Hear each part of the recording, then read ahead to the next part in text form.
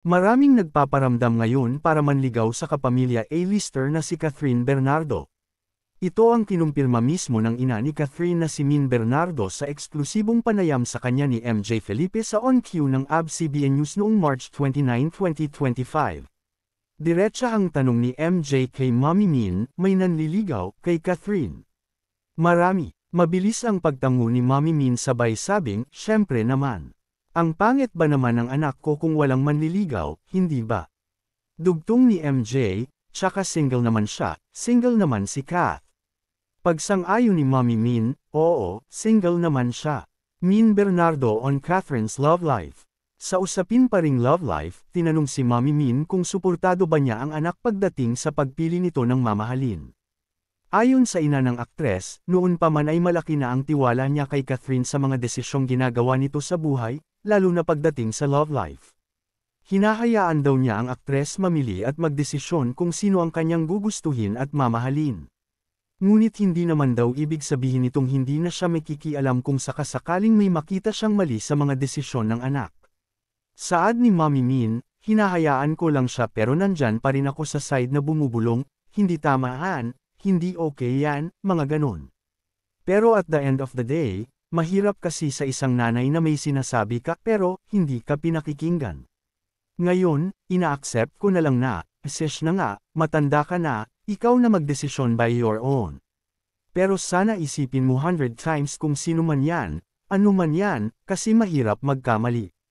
Especially sa stature niya ngayon, maraming naghihintay na magkamali siya. Min talks about children's marriage. Kung sakasakaling magkanobyo ulit si Catherine at magdesisyon itong magpakasal, handa na kaya si Mommy Min? Sagot niya, yung wala pang artista sa mga anak ko, ang gusto ko, lagi kong sinasabi, at the age of 25 dapat mag-asawa na kayo. Kasi ako, 19 akong nag-asawa. Siguro lang din pinalad ako na kahit papaano naging successful yung marriage ko. Pero ayun nga, walang nag-asawa ng 25. Gustuhin man daw ni Mommy Min na may kasal na si Catherine bago ito mag-30 ay hindi raw niya madidiktahan ang anak dahil habang tumatagal ay pausad daw ng pausad ang edad na sinasabi ng aktres kung kailan nito gustong magpakasal.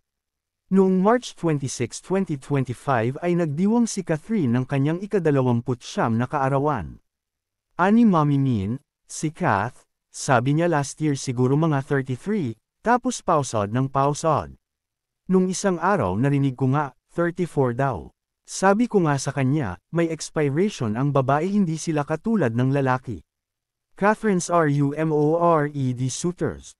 Matagal nang bulong-bulungan ng mga lalaking nanliligaw umano kay Catherine makaraan nitong mahiwalay sa long-time boyfriend niyang si Daniel Padilla. Kabilang narito ang kapuso aktor na si Alden Richards at si Lucena City Mayor Mark Alcala. Wala pang kumpirmasyon kung totoo ito at kung may pinayagan si Catherine sa dalawa na ligawan siya. Sa kabila ito ng pag-aming handang-handa na siyang pumasok sa isang relasyon kung sakaling dumating ang lalaking muling magpapatibok ng kanyang puso. Sinabi ito ni Catherine sa panayam sa kanya ni Boy Abunda sa GMA7 talk show na Fast Talk with Boy Abunda noong October 28, 2024. Diretsa ang tanong sa kanya noon ni Boy, Catherine, yes or no? Are you ready to fall in love again? Mabilis na sagot ni Catherine, yes. Diin pa niya, kahapon pa. Ready na, yes.